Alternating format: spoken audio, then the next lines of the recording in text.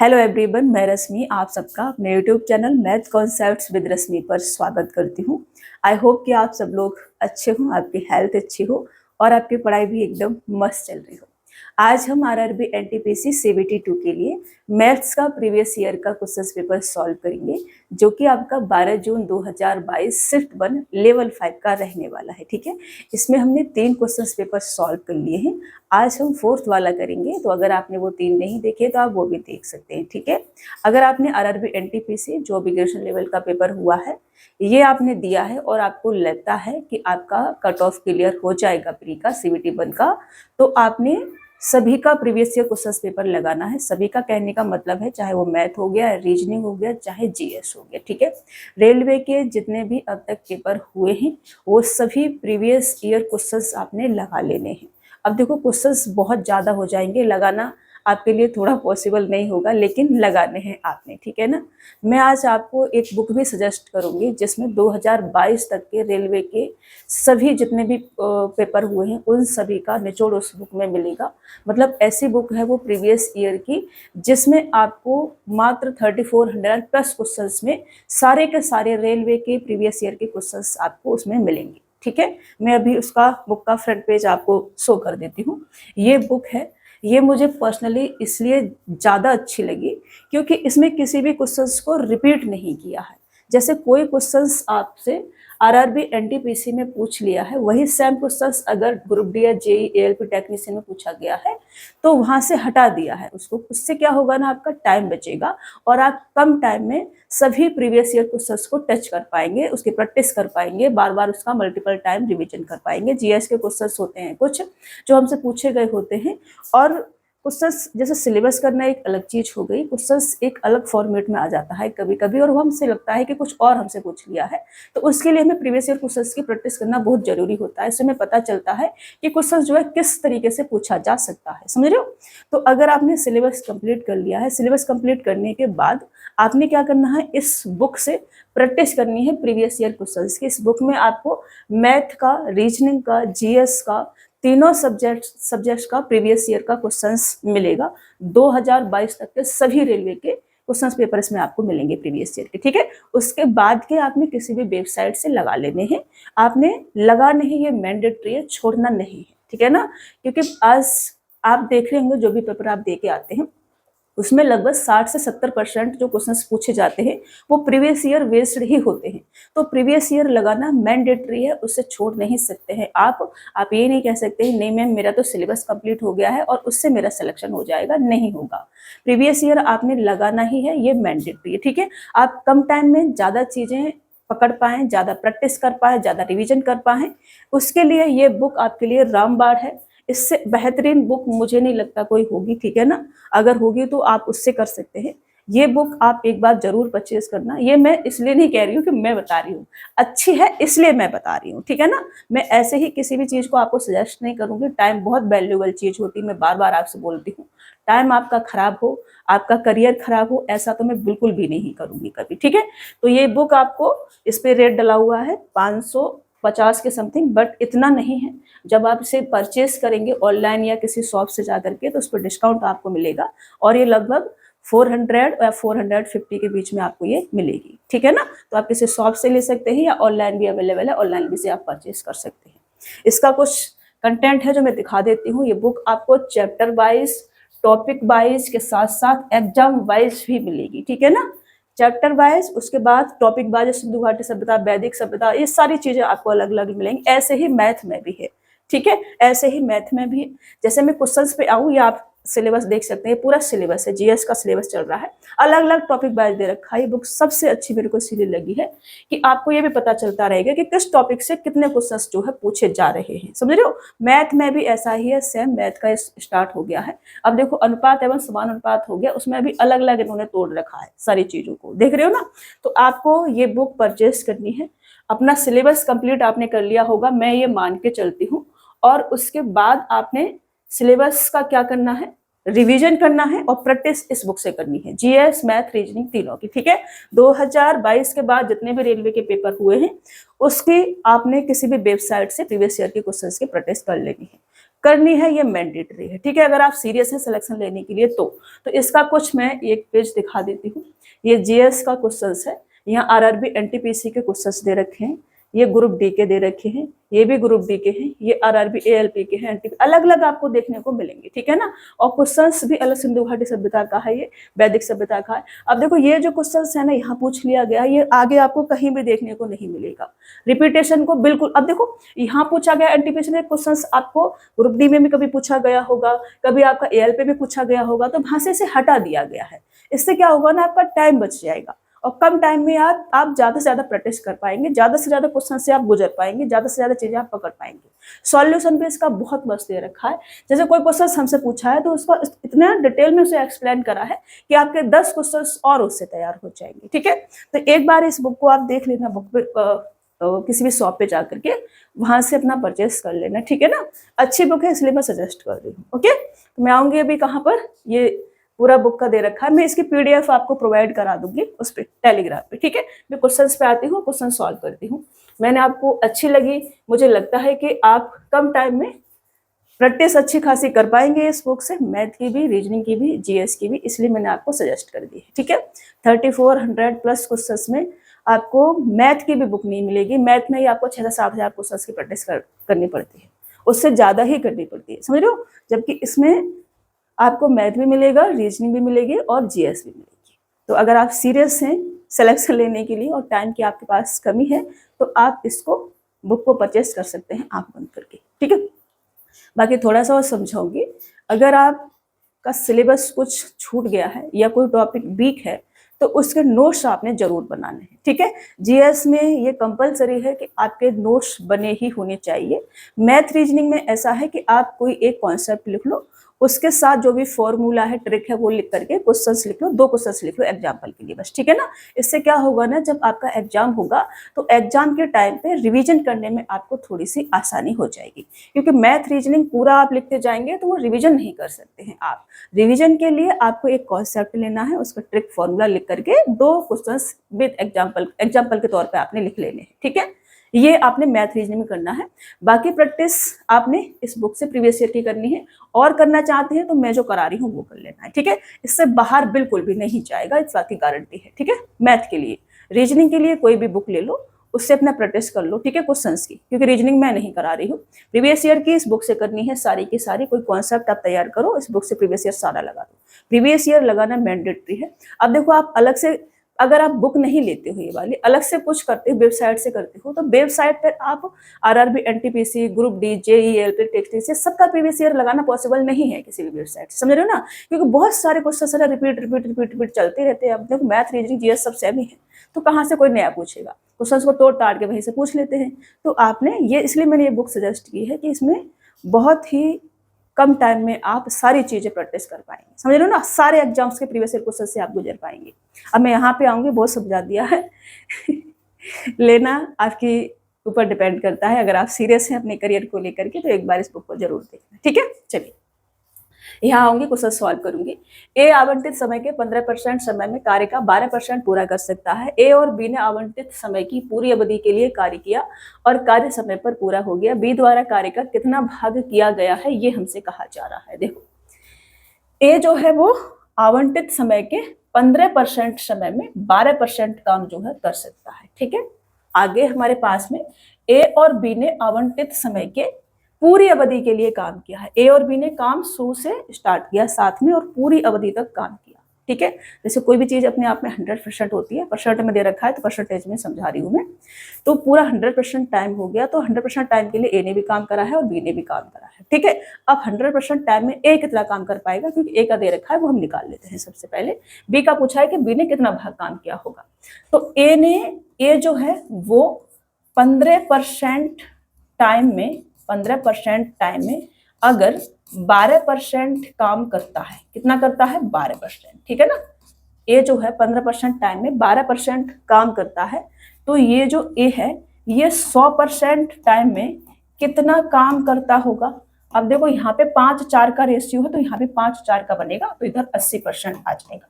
ये भी कैलकुलेशन करने का एक तरीका है, आप अपने दिमाग में कर सकते हैं ऐसे, ठीक है।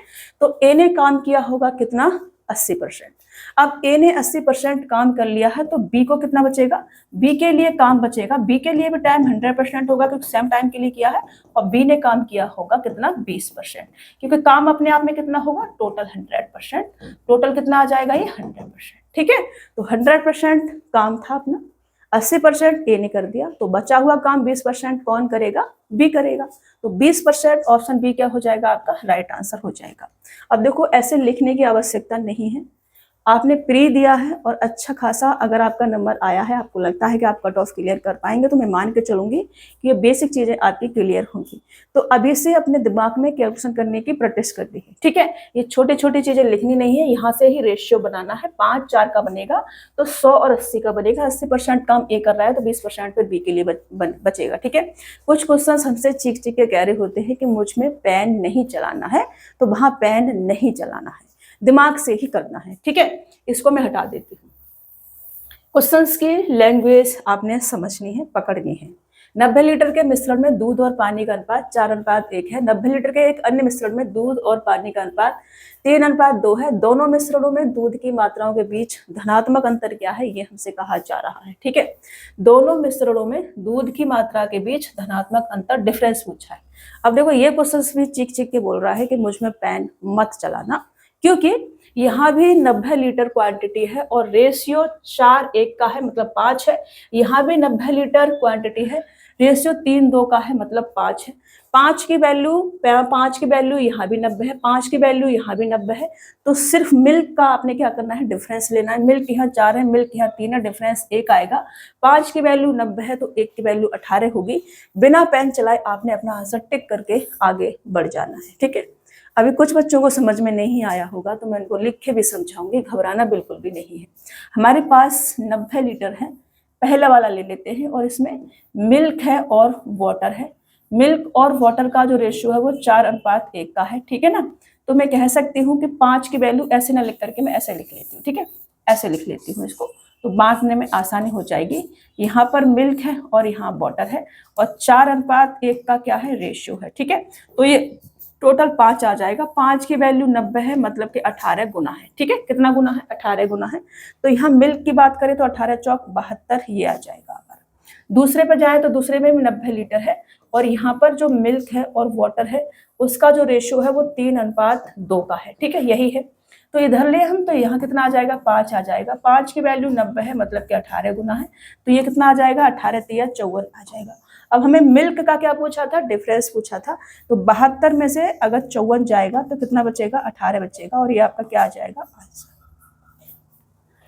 ओके, बट ऐसे आपने नहीं करना है बाबा, ये क्वेश्चन हमसे बोल रहा है पेन नहीं चलाना है तो नहीं चलाना है, समझना है चीजों को। ठीक है, चलो आगे बढ़ूंगी, नेक्स्ट क्वेश्चन लूंगी। सुधीर आरव से 4.5 गुना दक्ष है। यदि वे एक साथ कार्य करते हैं तो वो एक कार्य को 8 दिनों में पूरा कर सकते हैं।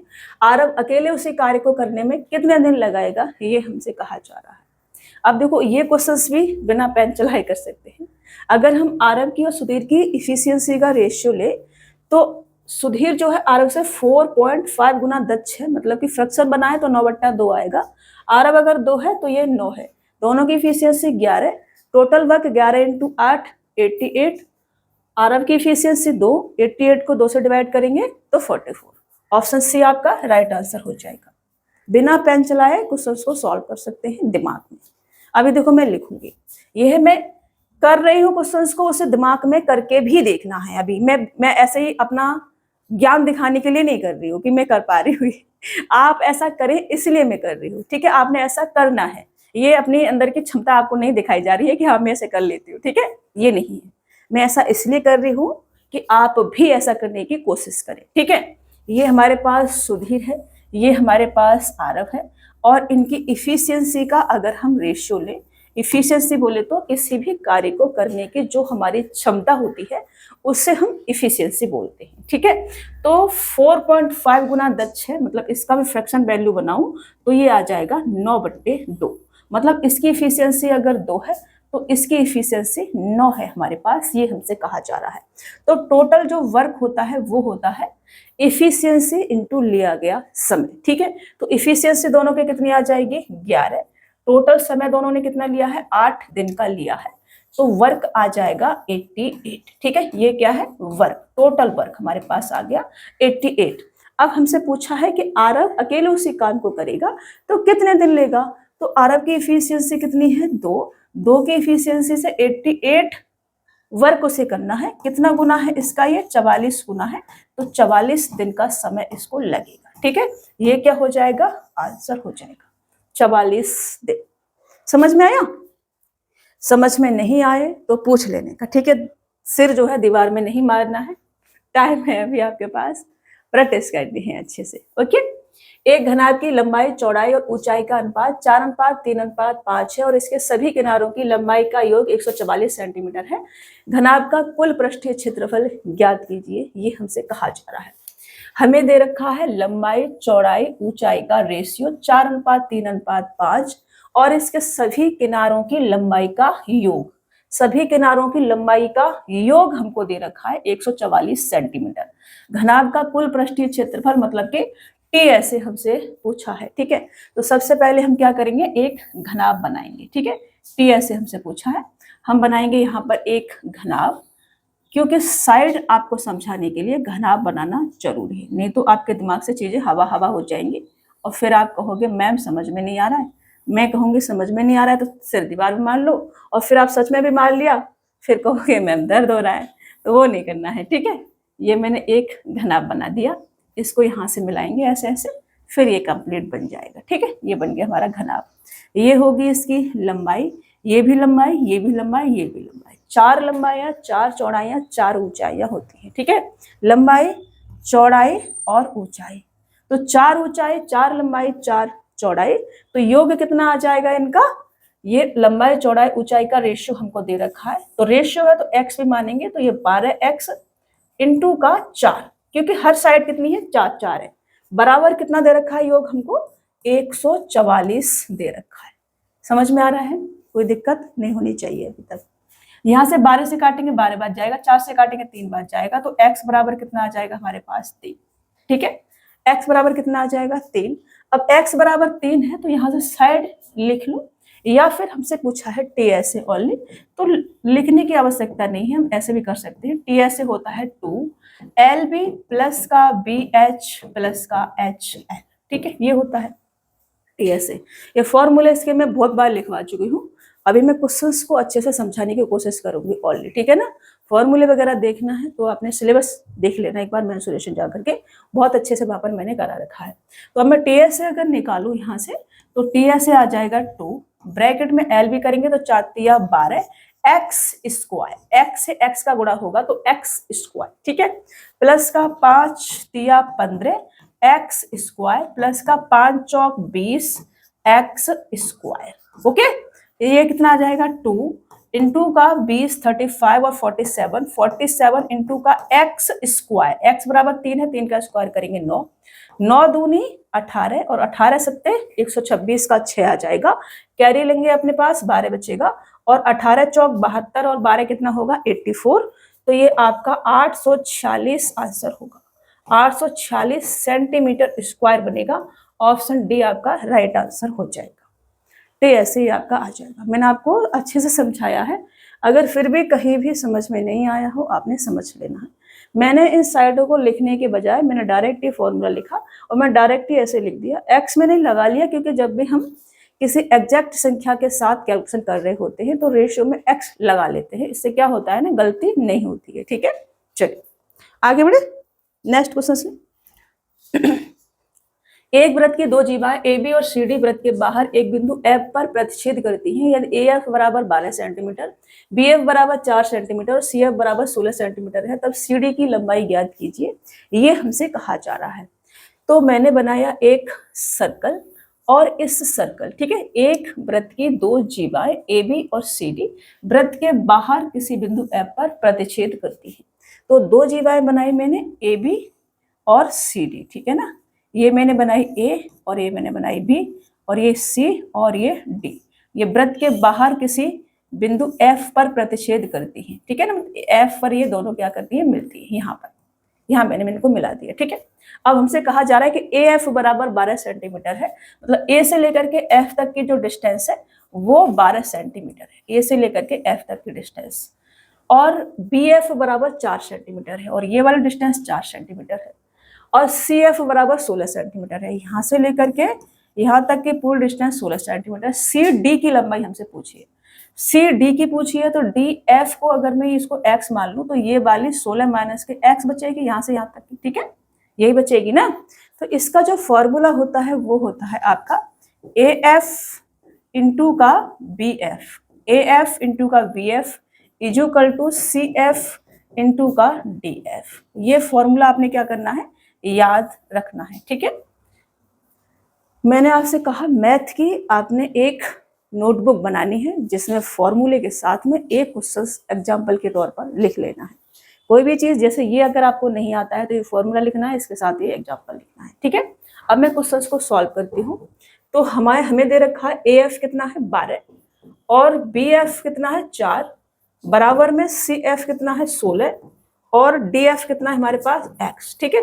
तो यहाँ से x बराबर कितना आ जाएगा, 12 चौक 48, 16 3 48, x बराबर हमारे पास 3 आ जाएगा, ठीक है। x बराबर अगर हमारे पास 3 है तो हमें 16 माइनस एक्स चाहिए, हमें चाहिए 16 माइनस एक्स। x बराबर 3 है, 16 माइनस एक्स मतलब 16 माइनस के 3 इज इक्वल टू कितना आ जाएगा 13, ओके। ये आपका क्या होगा आंसर, ऑप्शन ए आपका राइट आंसर हो जाएगा। समझ में आ रहा है, मैं लिख देती हूँ जो हमसे पूछा है यहाँ पर, फिर मैं लिखती हूँ, ठीक है। इसको मुझसे पूछा था क्या, सी डी, सी डी पूछा था और सी डी है हमारे पास 16 माइनस का एक्स कितना आ जाएगा 13, ये आपका क्या हो जाएगा आंसर। अभी समझ में आ रहा है ना, इतना सा क्वेश्चन था ये वैसे लेकिन ये अगर हमें पता है तब, ये पता नहीं है तो हमें ये लिखना पड़ेगा, ओके। चलिए, एक क्षेत्र में एक वृत्ताकार रेसिंग ट्रैक दौड़ने का पथ बनाया गया है। यदि रेसिंग ट्रैक की बाहरी परिधि और आंतरिक परिधि के बीच का अंतर 33 मीटर है। गर्मी तो लग रही है, बारिश हो रही है, फिर भी देखो 33 मीटर है, तो ट्रैक की चौड़ाई मीटर में ज्ञात कीजिए, ये हमसे कहा जा रहा है। तो एक सर्कुलर टाइप का क्या है, रेसिंग ट्रैक है। तो सबसे पहले हम एक बड़ा सा सर्कल बनाएंगे और इस बड़े से सर्कल के अंदर एक छोटा सा सर्कल बनाएंगे और ये जो पार्ट आपका बचेगा ये होगा आपका रेसिंग ट्रैक, ठीक है ना। तो दोनों सर्कल की परिधि का अंतर हमें दे रखा है 33 मीटर। तो मान लो कि अंदर वाला जो सर्कल है इसकी रेडियस स्मॉल आर है और बाहर वाला जो सर्कल है इसकी रेडियस कैपिटल आर है। तो ये जो आपका रेसिंग ट्रैक है इसकी चौड़ाई कितनी होगी, इसकी चौड़ाई होगी कैपिटल आर माइनस के स्मॉल आर, जो कि हमसे पूछी है, ठीक है ना। और परिधि का अंतर छोटा वाला सर्कल और बड़े वाला जो सर्कल है इसकी परिधि का अंतर हमें 33 मीटर दे रखा है। तो परिधि का अंतर कितना आ जाएगा 2 पाई ब्रैकेट में कैपिटल आर माइनस के small r is equal to हमें 33 दे रखा है, ठीक है जी। अभी तक मैंने कुछ नहीं किया है, जो क्वेश्चन ने बोला है वही हमने किया है, ओके। यहाँ से हम क्या करेंगे 2 पाई की वैल्यू हमें 22/7 यूज करने के लिए बोला है, तो 22/7 इंटू का कैपिटल आर माइनस का स्मॉल आर बराबर 33 हम यहाँ पे लिख देंगे। 11 से इसे डिवाइड करेंगे, 11 दूनी 22 और 11 तिया 33, 7 इधर जाएगा तो कैपिटल आर माइनस का स्मॉल आर 7 तिया 21/2 दूनी 4 ये आ जाएगा। फिर 4 पन्ना 20 और 1/4, 5 सही 1/4 ये आपका आंसर होगा, जो कि हमसे ये जो रेसिंग ट्रैक है इसकी चौड़ाई पूछी थी। और चौड़ाई क्या है कैपिटल आर माइनस का स्मॉल आर, इसका वैल्यू क्या आया है 5 सही 1/4, ऑप्शन ए आपका राइट आंसर हो जाएगा। समझ में आ रहा है, कोई प्रॉब्लम नहीं होनी चाहिए। ये सारी चीजें मैंने आपको सिलेबस में कराई, सारा कुछ कराया है। 90 किलोमीटर प्रति घंटा की गति से चलने वाली एक रेलगाड़ी एक बिजली के खंभे को 18 सेकंड में और एक प्लेटफॉर्म को 65 सेकंड में पार करती है। प्लेटफॉर्म की लंबाई कितनी है ये हमसे कहा जा रहा है। तो जब भी कोई रेलगाड़ी किसी बिजली के खंभे को या किसी सिग्नल को या किसी खड़े हुए व्यक्ति को पार करती है तो वो सिर्फ अपनी लंबाई को पार करती है। तो मैं यहाँ से ये कह सकती हूँ कि रेलगाड़ी ने 18 सेकंड में अपनी लंबाई को पार करा होगा। तो रेलगाड़ी की जो लंबाई होगी वो कितनी आ जाएगी, पहले इसकी स्पीड को मीटर पर सेकंड में चेंज कर लेते हैं। तो 90 किलोमीटर प्रति घंटा को मीटर पर सेकंड में चेंज करेंगे तो 5/18 से इसमें गुणा करेंगे। 18 से 5/18 से गुणा करेंगे, 18 पंजे 90, 55 25, मतलब कि 25 मीटर प्रति सेकंड स्पीड आ जाएगी किसके, रेलगाड़ी की। रेलगाड़ी की जो स्पीड है वो है 25 मीटर प्रति सेकंड। तो ट्रेन की जो लंबाई होगी वो कितनी आ जाएगी, ट्रेन की लंबाई, ठीक है ना। तो ट्रेन की लंबाई आ जाएगी 25 इंटू का 18 सेकंड में ये एक बिजली के खंभे को पार करती है, मतलब कि अपनी लंबाई को पार करती है। तो 25 इंटू का 18 बराबर कितना होगा, 18 मतलब 25 अट्ठे 200 और 250 450, ठीक है ना, 450। ये ट्रेन की लंबाई आ जाएगी, 450 मीटर लंबी ट्रेन होगी। अब ट्रेन प्लेटफॉर्म को पार करेगी तो अपनी लंबाई को भी पार करेगी और प्लेटफॉर्म की लंबाई को भी साथ में पार करेगी, जो कि 65 सेकंड में पार करती है। तो ट्रेन की लंबाई 450 प्लस प्लेटफॉर्म की लंबाई को पी मान लेती हूँ, इक्वल टू दूरी बराबर चाल इंटू का समय। तो चाल कितनी है 25। अब देखो प्लेटफॉर्म तो कोई चाल नहीं है तो ट्रेन की ही चाल होगी, तो चाल होगी 25 मीटर पर सेकंड और समय कितना लिया है 65 सेकंड का। ओके, तो ये कितना आ जाएगा, ये आ जाएगा, यहाँ भी इवन है यहाँ भी इवन है, तो 5 5 लास्ट में 55 25 आ जाएगा और 6 दूनी 12 बीच में पड़ेगा 4 16 आ जाएगा। ठीक है, अब देखो ऐसे ऐसे भी करना है आपने। देखो ये लास्ट में अगर 5 है और उससे पहले दोनों डिजिट अगर इवन है, ठीक है, लास्ट में अगर 5 दे रखा है दोनों जगह, उससे पहले दोनों डिजिट अगर इवन दे रखा है तो लास्ट में कितना आएगा 25 आएगा। ठीक है, और फिर इन दोनों का मल्टीपल करेंगे और इन दोनों के बीच में जो भी डिजिट आएगा उसको ऐड करके यहाँ लिखेंगे। जैसे इन दोनों के 6 और 2 के बीच में 4 आता है तो 6 दूनी 12 और 4 कितना आ जाएगा 16 आपका आ जाएगा। अगर यहाँ एक जगह ऑड होता तो लास्ट में 5 5 होता तो यहाँ 75 आता। ठीक है, ये आपने याद रखना है। तो यहां से केवल प्लेटफॉर्म की लंबाई कितनी आ जाएगी 1625 माइनस का 450 इक्वल टू 1175। ठीक है, ये प्लेटफॉर्म की लंबाई होगी 1175 मीटर। ऑप्शन ए क्या हो जाएगा आपका राइट आंसर हो जाएगा। कर पाएंगे ऐसा कोई सवाल आया तो? मैंने आपसे कहा कि जब भी कोई ट्रेन किसी सिग्नल को या किसी पोल को या किसी बिजली के खंभे को या किसी खड़े हुए व्यक्ति को पार करती है तो वो सिर्फ अपनी लंबाई को पार करती है। जब कोई ट्रेन किसी सुरंग को किसी प्लेटफॉर्म को पार करती है तो वो अपनी लंबाई के साथ साथ उस सुरंग की लंबाई और प्लेटफॉर्म की लंबाई को भी पार करती है। ठीक है, चलिए आगे बढ़े। एक रेलगाड़ी 48 मिनट में 57.6 किलोमीटर की दूरी तय करती है, इसकी चाल मीटर पर सेकंड में कितनी है ये हमसे कहा जा रहा है। एक रेलगाड़ी 48 मिनट में 57.6 किलोमीटर की दूरी तय करती है। ठीक है, और हमसे क्या पूछा है स्पीड। स्पीड बराबर क्या होता है दूरी बट्टे समय। तो दूरी हमारे पास 57.6 किलोमीटर, इसको हम मीटर में चेंज करेंगे क्योंकि चाल हमसे मीटर प्रति सेकंड में पूछी। ठीक है ना, चाल मीटर प्रति सेकंड में पूछी है तो दूरी को मीटर में और टाइम को सेकंड्स में चेंज करेंगे। ठीक है, टाइम है हमारे पास 48 मिनट का, तो 48 को हम सेकंड्स में चेंज करेंगे। सेकंड्स में चेंज करने के लिए 60 से इसमें गुणा करेंगे। अब इसे सॉल्व करेंगे तो पॉइंट हटाएंगे तो ये वाला जीरो जाएगा, ये वाले जीरो से ये वाला जीरो चला जाएगा। ठीक है, फिर 48 से इसको काटेंगे तो 48 सेकंड 48 और 48 दूनी 96। फिर 6 से इसको काटेंगे तो 2 बार चला जाएगा और 2 ढाई 20, ये आपका आंसर आ जाएगा। 20 मीटर प्रति सेकंड ट्रेन की क्या होगी चाल होगी। ठीक है, मैं यहाँ 2 लिख देती हूँ। ओके, चलिए, नहीं तो आपकी अंतरात्मा रोती रहेंगी मैम 20 कहाँ से आया था। अभी समझ में आ गया। चलिए, आसान था ये तो, बहुत लल्लुअस टाइप का क्वेश्चन था, इसमें नहीं कहेंगे कि मैम कोई डाउट है। 3:2 के अनुपात में दूध और पानी वाले 2 लीटर द्रव को 2:3 के अनुपात में दूध और पानी वाले 3 लीटर द्रव के साथ मिलाया जाता है। नए मिश्रण में दूध और पानी का अनुपात ज्ञात कीजिए। अब देखो यहाँ पे क्वांटिटी हमें अलग अलग दे रखी है तो यहाँ पे थोड़ा सा पेन चला लेना। ठीक है ना, वैसे थोड़े स्मार्ट बन जाओगे तो फिर पेन चलाने की आवश्यकता नहीं पड़ेगी, बट अभी चला लेना। ठीक है, तो हमें दे रखा है 2 लीटर पहले और इसमें मिल्क और वाटर, इसमें मिल्क और वाटर का जो रेशियो है वो है 3:2। ठीक है, तो मैं ये कह सकती हूँ इधर से कि 5 की वैल्यू कितनी है 2, मतलब कि 5 चौक 20 0.4 गुना है। तो हमसे नए मिश्रण में दूध और पानी का अनुपात पूछा है तो 4 तिया 12 ये आ जाएगा और 4 दूनी 8 0.8 ये आ जाएगा। ठीक है, मैंने मिल्क और वाटर की क्वांटिटी इधर पता कर ली। दूसरे में 3 लीटर है हमारे पास में, क्या क्वांटिटी हमारे पास में 3 लीटर है। ठीक है, दूध और पानी के, जिसमें रेशियो जो है वो 2:3 का है। ठीक है ना, कितने का है 2:3 का हमें दे रखा है मिल्क और वाटर का। तो यहाँ से मैं कह सकती हूँ कि ये 5 होगा और 5 की वैल्यू 3 है, 5 6 के 30 0.6 गुना है तो 6 दूनी 12 और 6 तिया 18। अब मिल्क और वाटर का रेशियो पूछा है तो milk ratio water equal to milk कितना आ जाएगा, ये मिल्क दे रखा है हमको तो 1.2 2.4 आ जाएगा। ठीक है ना, 2.4 यहाँ लिखेंगे हम 2.4 रेशियो 0.8 और 1.8 कितना आ जाएगा 2.6। तो 2.6 इसको हम काटेंगे, पॉइंट से पॉइंट जाएगा, 2 से काटेंगे 12 बच जाएगा, 2 से काटेंगे 13 बच जाएगा, 12:13 ये आपका आंसर हो जाएगा। ऑप्शन सी क्या होगा आपका राइट आंसर बन जाएगा। देख लो आप अच्छे से, मैं इधर साइड में हट जाती हूँ, दिख नहीं रहा होगा। ओके चलो नेक्स्ट क्वेश्चन ले।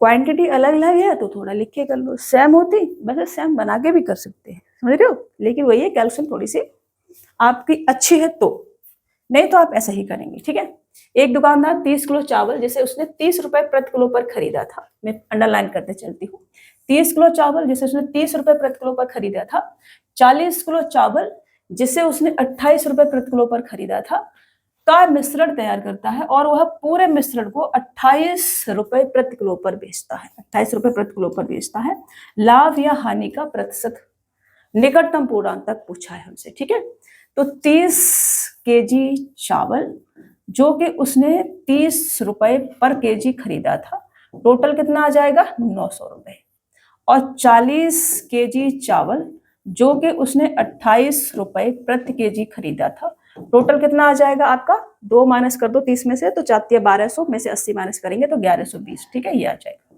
तो टोटल जो सीपी होगा, क्रय मूल्य होगा, वो आ जाएगा हमारे पास 2020। अब हम सेलिंग प्राइस पे आ जाते हैं। ये टोटल क्वांटिटी हमारे पास 70 केजी आ जाएगी और 70 केजी को उसने 28 रुपए प्रति केजी के हिसाब से बेचा है। 30 मान ले तो 7 दिया 2100, 2100 में से कितना माइनस कर दे हम, 7 दूनी 14, मतलब कि 140 माइनस कर दे तो ये आ जाएगा आपके पास 1960। ठीक है ना, 1960 आ जाएगा। अब ये हमारा सेलिंग प्राइस है, ये हमारा क्या है क्रय मूल्य, मतलब कि सीपी है। ठीक है ना, कॉस्ट प्राइस है, ये सेलिंग प्राइस है, कॉस्ट प्राइस। तो इससे ये कितना कम है, 40 और 20 60 कम है, मतलब 60 का क्या हुआ है लॉस हुआ है। ठीक है, 60 का क्या हुआ है लॉस हुआ है। लॉस हुआ है कितने पर, 2020 पर। तो 60 जो है 2020 का कितना परसेंट है, यही हमसे पूछा है। तो यहां से 0 से 0 को हटा दो, अब इसको 202, अब देखो हमसे निकटतम पूर्णांक तक पूछा है ना, तो पूरी कैलकुलेशन करने की आवश्यकता आपने नहीं है। आपने इस 202 को क्या मान लेना है, थोड़ी देर के लिए 200 मान लेना है दिमाग में। ठीक है, अब इस 00 से 00 काटो और इस 2 से इसको 3 बार काटो, ये कितना आ जाएगा 3%। निकटतम तक पूछा है तो आपने ऐसे ही करना है, ये जिद करके नहीं बैठ जाना है कि नहीं मैं तो इसे 202 को पहले इससे डिवाइड करूंगा उसके बाद ही कैलकुलेशन करके टिक करूंगा। ऐसे बेहुदी वाली जिद नहीं करनी है आपने। ठीक है, छोटे बच्चे वाली जिद नहीं करते हैं, बड़े हो गए हैं तो बड़े बच्चों वाला दिमाग अप्लाई करना है। यदि रूट का 3 tan 2a माइनस का 3 = 0 है, तब tan a sec a minus का sin a का मान ज्ञात कीजिए, जहां a जो है 0 डिग्री से बड़ा है, 90 डिग्री से छोटा है। तो यहां से अगर मैं इसको इधर ले जाऊं और इससे से डिवाइड कर दूं तो मेरे पास यहां से प्राप्त होगा tan 2a = 3/√3 और इसे मैं लिख सकती हूँ √3, और ये जो √3 है इसके बराबर में लिख सकती हूँ tan 60 डिग्री, क्योंकि tan 60 डिग्री की वैल्यू है। ठीक है, तो यहाँ से tan से tan हम हटा सकते हैं, 2a बचेगा। 2a की वैल्यू अगर 60 डिग्री है, मतलब कितना गुना है इसका, 30 गुना है, तो a हमारे पास कितना आ जाएगा 30 डिग्री आ जाएगा। ओके, a कितना आ गया 30 डिग्री आ गया। अब tan 30 डिग्री इंटू का sec 30 डिग्री माइनस का sin 30 डिग्री, तो यहाँ से लिख लो tan 30 डिग्री बराबर होता है आपका 1/√3 और sec 30 डिग्री बराबर होता है आपका 2/√3 और sin 30 डिग्री बराबर होता है आपका 1/2। ठीक है, अब जो पूछा है हमसे ये, इसको हम सॉल्व करते हैं। तो tan 30 डिग्री 1/√3 इंटू का 2/√3 माइनस का 1/2, ये आ जाएगा 2/3 और माइनस का 1/2, 3 दूनी 6, 4 और 3 1/6, 1/6 ही आपका आंसर हो जाएगा। ठीक है, 1/6 ऑप्शन डी आपका राइट आंसर होगा। समझ में आया, कैलकुलेशन मैंने दिमाग में कर ली थी। इससे इसका मल्टीपल करोगे 3 आएगा, तो ये 2/3 माइनस का 1/2। अब एलसीएम लोगे, 3 दूनी 6, 2 दूनी 4 और 3 एकम 3, तो 4 माइनस के 3 बराबर 1/6। ये लिखने की आवश्यकता नहीं है, दिमाग में आपने करना है। जो मैं दिमाग में कैलकुलेशन करती हूँ ना जहां पर, वहां आपने भी करनी है। ये अभी से आपने प्रैक्टिस करनी है, तभी आपकी कैलकुलेशन अच्छी होगी। जिनकी कैलकुलेशन अच्छी होती है वो कोई दूसरे ग्रह से नहीं आए होते हैं, यहीं पर उन्होंने प्रैक्टिस की होती है बहुत सारी, तो ये आपने भी करनी है। कॉस स्क्वायर 45 डिग्री प्लस का theta plus cos square 45 degree minus का थीटा अपॉन में cosec square 30 degree sine square 45 degree minus का सेक स्क्वायर 60 डिग्री का मान क्या होगा, ये हमसे कहा जा रहा है। तो इसमें आपने क्या करना है, थीटा के बारे में कोई भी कंडीशन हमें नहीं दे रखा है, कुछ नहीं बोल रखा है, तो आपने इसे 0 डिग्री पुट कर देना है। ठीक है, ये पुट करने वाला सवाल भी आपने सीखना है। यहाँ आपने 0 डिग्री पुट करना है, यहाँ भी आपने 0 डिग्री पुट करना है। तो कॉस 45 डिग्री बचेगा, इधर मैं लिखती चलती हूँ सबको। कॉस 45 डिग्री होता है आपका 1/√2 और यही आपकी साइन 45 डिग्री की भी वैल्यू होती है। ठीक है ना। और कोसेक 30 डिग्री, कोसेक टेबल आपको पूरी याद होनी चाहिए। कोसेक 30 डिग्री होता है आपका 2 और साइन 45 डिग्री, साइन 45 डिग्री मैंने लिख दिया यहाँ पर, और सेक 60 डिग्री, सेक 60 डिग्री भी होता है आपका कितना 2। ठीक है, अब मैं इस क्वेश्चन को सॉल्व करूँ। मैं ये टेबल होती है 0 degree 30 degree 45 degree 60 degree 90 degree तक का आपका sine cos tan cot sec cosec पता होना चाहिए। ठीक है, ट्रिग्नोमेट्री अगर नहीं आती है तो जाकर के क्लास देखनी है, मैंने बहुत बेसिक वे में चीज समझा रखी है, आपको एक बार में ही सारी चीजें क्लियर होंगी। ओके, यहाँ आएंगे और इसको देखेंगे हम। तो कॉस स्क्वायर किया है 45 डिग्री का, तो 1/√2 का क्या करेंगे स्क्वायर, प्लस का 1/√2 का क्या करेंगे स्क्वायर, अपॉन में कोसेक स्क्वायर 30 डिग्री है, 30 डिग्री मतलब कि कितना आ जाता है 2 का स्क्वायर। ठीक है, इनटू का साइन स्क्वायर 45 डिग्री 1/√2 का स्क्वायर। ठीक है, माइनस के सेक स्क्वायर 60 डिग्री मतलब 2 का स्क्वायर। यहां से इसको सॉल्व करेंगे तो 1/2 मतलब कि 1 आ जाएगा। यहां से सॉल्व करेंगे तो 4 इंटू का 1/2 माइनस के 4 आ जाएगा, बराबर 1 और 2 में से 4 जाएंगे तो माइनस के 2 बचेगा, तो ये माइनस का 1/2 आ जाएगा और ये आपका आंसर होगा। ठीक है, माइनस का 1/2 ऑप्शन ए आपका राइट आंसर हो जाएगा। ये वैल्यू आपने पता होनी चाहिए बाबा। ठीक है, चलो आगे बढ़ते हैं। एक 9,800 रुपए की धनराशि को 1 वर्ष के लिए 10% वार्षिक ब्याज पर निवेश किया गया था, जो चक्रवृद्धि ब्याज अर्धवार्षिक रूप से संयोजित था। वर्ष के अंत में देय ब्याज क्या है, ये हमसे कहा जा रहा है। 9,800 रुपए की धनराशि मतलब प्रिंसिपल है, 1 वर्ष के लिए 10% वार्षिक ब्याज पर निवेश किया गया था, लेकिन ब्याज हाफ ईयरली है, अर्धवार्षिक रूप से लिया जा रहा है।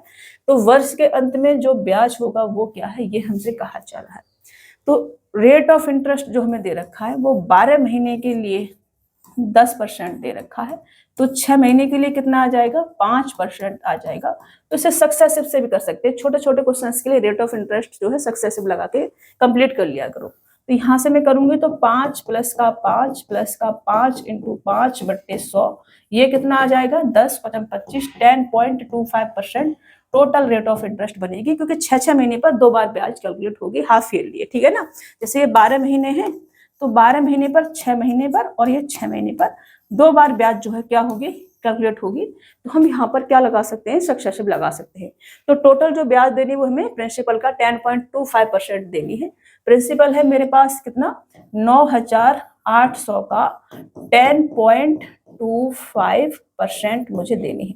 अब इसका 10% कितना होगा, 10% होगा इसका कितना 980। अब 0.25% का मतलब होता है 1/4, तो 1/4 1% कितना आ जाएगा 98, और 98 का 1/4 मतलब 4 दूनी 8 4 चौक 16 4 पन्ना 20 24.5 और मैं इधर ऐड कर दूं तो 0.5 और 4 10 का 0 कैरी लेंगे 1 आ जाएगा, ये 1004.5 ऑप्शन बी आपका राइट आंसर होगा। ठीक है, इसकी कैलकुलेशन करेंगे, इसकी कैलकुलेशन में तोड़ के कर दी है क्योंकि ये क्या है यहाँ पॉइंट में लगा हुआ है, तो मैं इसे तोड़ दिया, मैंने 10% निकाला पहले, फिर मैंने 0.25% निकाल दिया। 0.25% का मतलब होता है आपका 1/4। ठीक है ना, ऐसे कर दिया तो ये कितना आ गया आपका 1004.50 रुपीज, ये आपका आंसर होगा। आप वैसे भी कर सकते हैं जैसे हम करते हैं, जैसे 5% बराबर 1/20 होगा, तो पहले 6 महीने में 20 से 21 होगा, अगले पूरे 12 महीने में कितना हो जाएगा 20 के स्क्वायर से 21 का स्क्वायर, 400 से 441 41 रुपये ब्याज मिलेगा। 400 की वैल्यू अगर 9,800 है तो 41 की वैल्यू आपकी 1004.50 आ जाएगी। ठीक है, ऐसे भी आप कर सकते हैं। ये तरीका भी सीखना है, छोटे क्वेश्चन में यही लगाना है आपने। जब ब्याज वार्षिक रूप से संयोजित होता है तब एक निश्चित ब्याज दर पर एक धनराशि 3 वर्षों में 625 रुपए और 4 वर्षों में 675 रुपए हो जाती है। वार्षिक ब्याज की दर क्या है, ये हमसे कहा जा रहा है। जब ब्याज वार्षिक रूप से संयोजित होता है और कंपाउंड रेट ब्याज है, चक्रवृद्धि है, हिंदी में समझ में नहीं आ रहा होगा, इंग्लिश में समझना है, ठीक है। तो हमसे कहा गया है कि एक निश्चित ब्याज दर पर एक धनराशि 3 वर्षों में 625 हो जाती है। मतलब इसमें प्रिंसिपल और सीआई दोनों इंक्लूड है। मतलब ये अमाउंट है ये कितने टाइम का, 3 वर्षों का, कितना है 625, ठीक है ना। तो सीआई में क्या होता है, जो ब्याज हमें नेक्स्ट ईयर लगती है वो अमाउंट पे लगती है। मतलब प्रिंसिपल प्लस ब्याज को मिला दिया जाए उस पर ब्याज लगती है, ठीक है। तो आगे जो ब्याज मिला है, जो 4 साल का जो अमाउंट है, 4 साल का जो अमाउंट है, अमाउंट 1 और अमाउंट 2, जो कि हमें 4 साल का दे रखा है, ये 675 है, ठीक है ना। कितना है 675। तो यहां से मैं कह सकती हूँ कि 3 साल में इतना हुआ है, 4 साल में इतना हुआ है। तो मैं ये कह सकती हूँ कि 1 साल में जो ब्याज इसमें इंक्लूड हुआ होगा वो इसी पर मिला होगा ब्याज, समझ रहे ना। 625 पर ही ब्याज लगा होगा, क्योंकि सीआई में ब्याज पर भी ब्याज लगता है, प्रिंसिपल भी लगता है, ब्याज पे ब्याज लगता है। तो 2 साल या 3 साल के बाद जो भी अमाउंट बनता है उस पर टोटल पे ब्याज लगा दिया जाता है। तो यहाँ ब्याज कितना मिला है हमको, 50 रुपए मिला है। तो 50 जो है 1 साल की ही बात हो रही है, तो सिंपल इंटरेस्ट की तरह से निकालेंगे। 50 जो है 625 का कितना परसेंट है, बस ऐसे आपने कर देना है, ठीक है। इसे सॉल्व करेंगे तो 25 से काटेंगे 25 बार जाएगा, और 25 से काटेंगे तो 2 बार जाएगा। 25 चौका 100, 4 दूनी 8% आपका रेट ऑफ इंटरेस्ट आ जाएगा, और ये आपका आंसर होगा। समझ में नहीं आए कोई भी चीज तो आपने मुझे पूछ लेनी है, दुविधा में बिल्कुल भी नहीं रहना है। CBT 2 वालों के लिए डाउट ग्रुप बना रखा है, ये क्लास का जो भी डाउट है वो भी वहां पूछ सकते हैं। आप किसी और टीचर से पढ़ रहे हैं वो भी डाउट वहां पूछ सकते हैं। आप किसी प्लेटफॉर्म से क्वेश्चंस लगा रहे हैं, समझ में नहीं आ रहा है, वो भी वहां पूछ सकते हैं। किसी बुक से लगा रहे हैं, समझ में नहीं आ रहा है, वो भी वहां पूछ सकते हैं, ठीक है। रेलवे के CBT 2 को जो भी पेपर देने वाले हैं वो सारे स्टूडेंट वहां अपना डाउट पूछ सकते हैं। ओके, चलिए आगे बढ़ते हैं। एक कक्षा के 14 छात्रों का औसत भार 20 किलोग्राम है। यदि एक छात्र कक्षा छोड़ देता है तो कक्षा का औसत भार 2 किलोग्राम कम हो जाता है। कक्षा छोड़ने वाले छात्र का भार किलोग्राम में ज्ञात कीजिए, ये हमसे कहा जा रहा है। तो एक कक्षा के 14 छात्रों का औसत भार 20 किलोग्राम है, 14 स्टूडेंट हैं, और हमसे क्या पूछा है, कक्षा छोड़ने वाले छात्र का औसत भार ज्ञात कीजिए। तो देखो इसको शॉर्ट में भी कर सकते हैं, बिना पेन चलाए भी कर सकते हैं। मैंने ये एवरेज में आपको कराया था कि जब भी हम एवरेज की बात करते हैं तो जो भी हमें एवरेज दे रखा होता है कंप्लीट, हम उसे मान लेते हैं कि सारे स्टूडेंट 20-20 केजी के होंगे, ठीक है ना। औसत भार हमें क्या दे रखा है, 20 केजी दे रखा है। तो मान लेती हूँ कि सारे स्टूडेंट 20-20 केजी के होंगे, तो जो छोड़ के गया है वो 20 केजी का तो होगा। अब उसकी वजह से क्या हुआ है, वो चला गया है तो 2 केजी कम हो गया है, उसका मतलब 2 केजी उसका और रह गया है। तो स्टूडेंट अब चला गया तो 13 पे रह गया होगा, ठीक है ना। तो उससे उसको लेना है। तो 13 दूनी 26, 13 इंटू 2 करेंगे तो 13 दूनी 26, ये उसका रह गया था, उसको वापस करके देना है। तो ये कितना आ जाएगा, 20 और 26 46 केजी का स्टूडेंट जो है वो आ जाएगा, ठीक है। ये क्या होगा, आपका आंसर हो जाएगा। जो स्टूडेंट छोड़ के गया है उसका भार होगा 46 केजी। तो कक्षा छोड़ने वाले छात्र का भार लेना देना कंप्लीट रखना है अपना, ठीक है। अब ये देखो मैं इसको बेसिक से भी करके आपको बताती हूँ। 14 छात्र है हमारे पास में जिनका औसत भार जो है 20 केजी है। तो कितना आ जाएगा, 14 दूनी 28। अब एक छात्र रह गया तो 13 छात्र रह गए, 2 केजी कम हो गया तो ये 18 रह गया। 18 13 54, कैरी लेंगे 5, 18 और 5 कितना आ जाएगा आपका, 23 आ जाएगा। तो ये कितना आ गया आपका, 234 आ गया, ठीक है ना। अब 234 को इसमें से क्या करना है, माइनस करोगे तो कितना आ जाएगा, 40 और 6 46, ठीक है। कितना कम है, 46। इसका मतलब छोड़ने वाला जो स्टूडेंट है उसका भार कितना है, 46 केजी है, मतलब कि 46 केजी है। ओके, चलिए ये मैंने बेसिक से भी कर दिया है, ये आपकी ट्रिक है जो एक लाइन में आप कर सकते हैं। हमने कहा जो भी एवरेज दे रखा है हम सारे स्टूडेंट को मान के चलते हैं कि उतने उतने केजी के हैं, ठीक है। एवरेज क्या होता है, एक मिडिल की वैल्यू होती है, ठीक है। तो हम उसी को मान लेते हैं कि सारे स्टूडेंट अगर 20-20 केजी के होंगे तो एवरेज 20 केजी होगा। तो जो छोड़ के गया है वो भी 20 केजी का तो होगा। अब उसकी वजह से एवरेज पे जो भी फर्क पड़ा है, अब एवरेज कम हुआ है तो मतलब उसका रह गया उसे वापस करके देना है। एवरेज बढ़ गया है उसका मतलब वो ज्यादा ले गया, उससे वापस करके लेना है, तो उसका उसमें से माइनस कर देना। समझ रहे, चलिए आगे बढ़े। एक्स, वाई और जेड की वर्तमान औसत आयु 44 वर्ष है। 8 वर्ष पूर्व एक्स और वाई की औसत आयु 38 वर्ष थी। जेड की वर्तमान आयु क्या है, ये हमसे कहा जा रहा है। 3 व्यक्ति हैं, एक्स, वाई और जेड। इनकी औसत उम्र 44 केजी है, तो टोटल जो उम्र होगी वो कितनी आ जाएगी, 44 इंटू का 3 इजुकल टू 4×3 = 12 का मतलब होगा 2, 3 और 1। ठीक है। 8 वर्ष पूर्व एक्स और वाई की औसत आयु 38 वर्ष थी। 8 वर्ष पूर्व एक्स और वाई की औसत आयु 38 वर्ष थी, तो प्रेजेंट में कितनी आ जाएगी, 38 इंटू का 2 प्लस का 2 व्यक्ति हैं और 8 वर्ष पूर्व की बात हो रही है, तो 8 इंटू का 2 ये भी आ जाएगी। ठीक है ना। तो 38 2 अगर भाग लें तो 38 और 8 कितना होगा आपका 46, और 46 दूनी कितना होता है आपका 90, 46 दूनी आपका आ जाएगा 92। ठीक है ना, कितना आ जाएगा 92, ये आपका आ जाएगा। अब हमसे पूछा है कि जेड की वर्तमान आयु कितनी होगी, तो यहाँ पर क्या है, जेड है, एक्स वाई यहाँ भी है, एक्स वाई यहाँ भी है, तो इसमें से मैं इसको माइनस कर दूं तो मेरे पास कौन बचेगा, जेड बचेगा, और जेड यहीं पे लिख देती हूँ। ठीक है ना, जेड बराबर कितना आ जाएगा, 132 में से 92 जाएगा, तो 8 और ऐड करेंगे तो 40 वर्ष आ जाएगा जेड। ठीक है, तो जेड की जो आयु होगी प्रेजेंट वाली वो 40 वर्ष होगी। ऑप्शन डी आपका राइट आंसर हो जाएगा। कंफ्यूज तो नहीं हो रहे ना यहाँ पे, ये 38 दूनी कितना आ जाएगा 76 आ जाएगा, प्लस का 8 दूनी 16 आ जाएगा, 6 और 6 12 के 2 कैरी लेंगे 1, 8 और 1 9 आ जाएगा। ठीक है, तो 92 है। ओके, चलिए आगे बढ़े, नेक्स्ट क्वेश्चन ले। देखो, एक परिवार 1 वर्ष के पहले 5 महीनों में किराने के सामान पर 4,600 रुपए, 5,600 रुपए, 4,800 रुपए, 3,800 रुपए और 6,000 रुपए खर्च करता है। परिवार के 6 महीने के औसत खर्च को 4,500 रुपए बनाए रखने के लिए परिवार को छठे महीने में कितना खर्च करना चाहिए, ये हमसे कहा जा रहा है। ठीक है ना, 6 महीने के औसत खर्च को 4,500 रुपए बनाए रखने के लिए छठे महीने में कितना खर्च करना चाहिए। तो पहले 5 महीने में जो टोटल खर्चा है वो कितना है आपका, पहले महीने का 4,600, दूसरे का 5,600, तीसरे का 4,800, चौथे का 3,800 और पांचवे का 6,000। टोटल अगर मैं ऐड करूं तो ये आ जाएगा आपका, पहले 1,000 वाले काउंट कर लूं तो 6 और 3 9, 9 और 4 13 और 5 आपका 17, 17 और 4 21, 21 और आपका 800 और 600 200 धन लगा दो तो 22,400, 22,000 और ये 23,000, 23,800। ठीक है ना, कितना आ जाएगा 23,800। तो पहले 5 मंथ का जो टोटल खर्चा है वो है हमारे पास में 23,800। ओके, और टोटल खर्चा कितना है 6 मंथ का टोटल खर्चा जो इनको रखना है वो रखना है एवरेज खर्चा। अगर 4,500 रुपए है, 6 से मल्टीपल करेंगे तो 45 दूनी 90 और 9 तिया 27, मतलब के 27,000 रुपए है। ओके, 27,000 रुपए टोटल खर्चा है। 23,800 5 महीने का खर्चा है।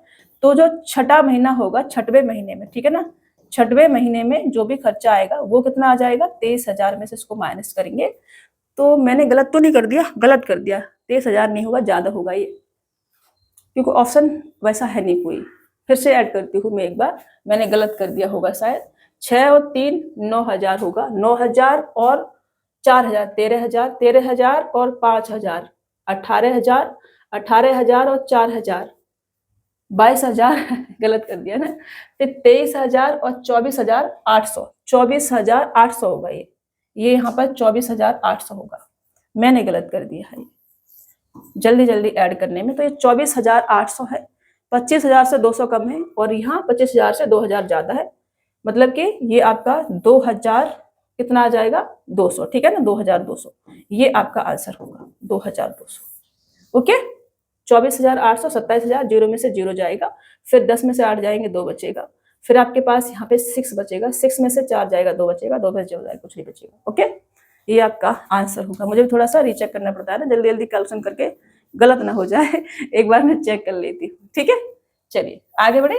कैलकुलेशन वाले सवाल है, ऐसे सवाल में कुछ होता नहीं है, सिर्फ कैलकुलेशन होती है, कैलकुलेशन पे आपको ध्यान रखना होता है। नेक्स्ट क्वेश्चन लेती हूँ, उसे सॉल्व करते हैं। एक निश्चित राशि की परिपक्वता पर देय राशि 9,800 रुपए है, जिसे 5 वर्षों के लिए प्रतिवर्ष एक निश्चित प्रतिशत दर से निवेश किया जाता है, और समान दर पर 10 वर्षों के लिए निवेश की गई समान राशि पर देय राशि 12,600 रुपए है। ये दोनों परिस्थितियों में साधारण ब्याज समान है। ये दोनों परिस्थितियों में साधारण ब्याज दिया जाता है। तो प्रतिवर्ष ब्याज की दर क्या है, ये हमसे कहा जा रहा है। देखो, साधारण ब्याज है 5 वर्षों में इतना हो जाता है, ये हमसे कहा जा रहा है। 5 वर्षों में 9,800 रुपए हो जाता है, मतलब प्रिंसिपल और एसआई दोनों इंक्लूड है। और 10 वर्षों में ये कितना हो जाता है, 12,600 रुपए हो जाता है। ठीक है, ये हमसे कहा जा रहा है। तो यहाँ पर तो क्या हुआ होगा ना, प्रिंसिपल सेम रहा होगा, ब्याज पर ब्याज नहीं लगती है, यहाँ पर प्रिंसिपल पर ही ब्याज लगती है। तो यहाँ जो ब्याज मिली होगी 5 साल में, 5 साल का जो ब्याज होगा, एसआई होगा, वो इसमें ऐड हो रहा होगा।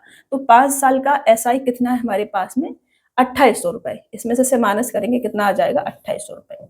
5 साल का जो एसआई है वो 2800 रुपए है। तो 5 साल में ये इतना हो जाता है। तो यहाँ से प्रिंसिपल कितना आ जाएगा, इसमें से 2800 माइनस करेंगे तो प्रिंसिपल आ जाएगा 7,000 रुपए। ठीक है, 5 साल का एसआई जो है 2800 रुपए अगर है, तो 2800 रुपए इसमें से माइनस कर दूंगी तो प्रिंसिपल हमारे पास 7,000 रुपए आ जाएगा। अब मेरे से पूछा है ब्याज की दर कितनी है, रेट ऑफ इंटरेस्ट। तो 5 साल में अगर मेरे को ब्याज मिलता है 2800 रुपए, तो 1 साल में कितना मिलेगा, 5 से काटेंगे, 5 25, फिर 3 बचेगा, 5 छिक्के 30, मतलब कि 560 रुपए 1 साल में ब्याज मिलेगा। अब ये 560 रुपए 7,000 का कितना परसेंट है, 7 8 56, 8% इसका होगा ये। ठीक है, कितना परसेंट होगा, 8%। ये आपका आंसर हो जाएगा 8%। ऑप्शन डी आपका राइट आंसर होगा। अगर आप ऐसे नहीं कर पा रहे हैं तो आपने इसको तरीके से कर लेना है। ठीक है, जैसे मैंने 1 साल का ब्याज निकाला, 560 रुपए है, तो ये जो 560 रुपए है ये कितना परसेंट है, किसका, 7,000 का। यहाँ से आप अपना रेट ऑफ इंटरेस्ट निकाल सकते हैं। तो ये आपका कितना आ जाएगा, 3 जीरो से ये 3 जीरो काट देंगे, 7 से काटेंगे, 7 8 56, मतलब कि ये आपका 8% आ जाएगा और ये आपका आंसर होगा। ठीक है, चलिए अभी समझ में आ गया। आसान क्वेश्चन है, ऐसे बहुत सारे क्वेश्चन मैंने आपको एसआई में करा रखे हैं। एक निश्चित धनराशि साधारण ब्याज पर x% प्रतिवर्ष की दर से 7 वर्षों में 22,494 रुपए हो जाती है। यदि प्रतिवर्ष साधारण ब्याज की दर x + 4% होती तो 7 वर्षों के बाद दी गई धनराशि 25,917 रुपए हो जाती। निवेश की गई धनराशि ज्ञात कीजिए, ये हमसे कहा जा रहा है। देखो, अभी यहाँ भी रेट ऑफ इंटरेस्ट x% है और यहाँ x + 4% हमको दिया गया है। टाइम यहाँ 7 वर्ष का है, टाइम यहाँ भी 7 वर्ष का है और सेम ही प्रिंसिपल है, प्रिंसिपल चेंज नहीं है। तो ब्याज जो हमको मिला होगा वो कितना मिला होगा, 7 वर्ष यहाँ है, 7 वर्ष यहाँ, तो 7 चौक 28% अधिक हमको मिला होगा। ठीक है ना, कितना मिला होगा, rate of interest x% plus का 4% है। यहाँ पर टाइम इक्वल है और प्रिंसिपल भी सेम है, तो ब्याज कितना इंक्रीज हुआ होगा, ब्याज इंक्रीज हुआ होगा 4 × 7 बराबर 7 चौक 28%। ठीक है, जो 28% ब्याज इंक्रीज हुआ है, 28% बराबर कितना आ जाएगा, ये मैंने यहाँ पे लिख दिया है। ठीक है, ताकि आप किसी भी तरह के कंफ्यूजन में ना रहे। जो ब्याज हमारा इंक्रीज हुआ होगा, अब 4% बड़ा है तो 4 × 7। ठीक है, यहाँ से इसको हटा देती हूँ, इंक्रीज हुआ होगा 4 × 7%। तो परसेंट को हम 4 के साथ लगा देती हूँ, नहीं तो आप है ना फिर से कंफ्यूज होंगे। मुझे एक एक चीज का ध्यान रखना पड़ता है। 7 × 4%। ठीक है, अब 7 चौक 28, अब समझ में आएगा। जिसकी वैल्यू कितनी आ जाएगी, पहले हमारा x% से 7 वर्षों के लिए इतना था, अब x + 4% से 7 वर्षों के लिए इतना हो गया। तो इसमें से इसे माइनस करेंगे, इसमें से इसे माइनस करेंगे तो 7 में से 4 जाएगा, 3 बचेगा। फिर हमारे पास 11 में से 9 जाएगा, 2 बचेगा। फिर हमारे पास 8 में से 4 जाएगा तो 4 बचेगा। फिर 5 में से 2 जाएगा तो 3 बचेगा, 2 में से 2 जाएगा तो कुछ नहीं बचेगा। 3423 रुपए आपका बनता है। ठीक है, मतलब 28% बराबर अगर 3423 रुपए है तो प्रिंसिपल अपने आप में कितना होगा, 100% होगा। ठीक है, तो प्रिंसिपल अपने आप में 100% होगा, तो 100% की वैल्यू हमें चाहिए। ये इधर इसका कितना गुना है ऐसे हम निकाल सकते हैं। पहले मैं इसको 7 से काट लेती हूँ, फिर ज्यादा अच्छा रहेगा। ठीक है, तो 7 से इसको काटूंगी तो 7 चौक 28, 7 चौक 28 और 7 से मैं इधर काटू इसको तो 7 चौक 28, 6 बचेगा, 7 8 56, फिर 6 बचेगा, 7 9 63। ओके, ऐसे। अब यहाँ से इसको देख लेते हैं, ये इसका 25 गुना है, तो इधर भी कितना हो जाएगा, 25 गुना हो जाएगा। लास्ट में 5 5 सभी में दे रखा है। 25 निम्मा 225 कैरी लेंगे 22 आ जाएगा। 25 अट्ठे 200 मतलब कि 222 कैरी लेंगे फिर से 22 आ जाएगा। 25 चौका 100 मतलब कि 122 आ जाएगा। 12,225 ये आपका आंसर होगा। 12,225 ऑप्शन डी आपका राइट आंसर हो जाएगा। इधर ये 4 का 25 गुना, इसका ये कितना गुना, 25 गुना, ठीक है। तो उधर भी कितना गुना होगा, 25 गुना होगा। अभी समझ में आ गया? चलो समझ में नहीं आए तो मैंने आपको बोल रखा है, टेलीग्राम डाउट ग्रुप में जाना है और पूछ लेना है। ऐसे क्वेश्चंस मैंने आपको बहुत सारे करा रखे हैं, किसमें, एसआई, उसमें एसआई वाले में, ठीक है ना, कि जितना ब्याज जो मिलता है एसआई में क्या होता है, ब्याज सिर्फ प्रिंसिपल पे मिलता है हमको, और ब्याज होता है रेट ऑफ इंटरेस्ट इनटू का टाइम, ठीक है। चलिए, प्रिंसिपल अपने आप में 100%, तो ब्याज जो मिलेगा वो रेट ऑफ इंटरेस्ट इनटू का टाइम, जितना हमारा परसेंटेज में आ जाएगा रेट ऑफ इंटरेस्ट इनटू का टाइम, उतना हमारा ब्याज होगा। आगे बढ़े। एक आयत का क्षेत्रफल 453.6 वर्ग मीटर है। यदि इसकी लंबाई 27 मीटर है तब आयत का परिमाप कितना है, ये हमसे कहा जा रहा है। तो आयत का जो पेरीमीटर होता है मैं लिखवा देती हूँ, ठीक है। पहले ये मैंने एक आयत बना दिया, ये इसकी लंबाई हो गई, ये इसकी चौड़ाई हो गई, ठीक है। लंबाई मुझे दे रखी है 27 और चौड़ाई मेरे को चाहिए क्योंकि मुझे परिमाप बताना है। एरिया की अगर मैं बात करूं, इसके एरिया मतलब कि क्षेत्रफल, तो वो होता है लंबाई इंटू का चौड़ाई। तो अगर मुझे यहाँ से चौड़ाई चाहिए होगी तो चौड़ाई आ जाएगी कितनी, एरिया बट्टे लंबाई, ठीक है। पेरीमीटर की अगर मैं बात करूं, मतलब कि परिमाप की अगर मैं बात करूं, तो परिमाप होता है 2 ब्रैकेट में L प्लस का B। समझ में आ रहा है? अब मैं यहाँ पे जाऊंगी और अपना चौड़ाई पता करूंगी, तो चौड़ाई कितनी आ जाएगी, एरिया हमारे पास 453.6 है और लंबाई हमारे पास 27 है।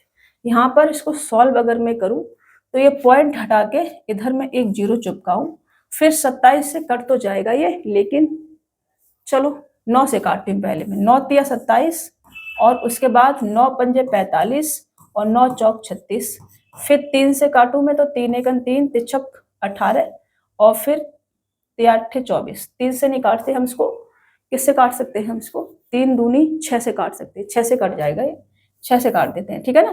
तो 6 पंजे 30 और 6 अट्ठे 48, 6 अट्ठे 48 और 2 बचेगा, 6 चौक 24 और 6 पंजे 30, ये आ जाएगी हमारी क्या, चौड़ाई, ठीक है ना।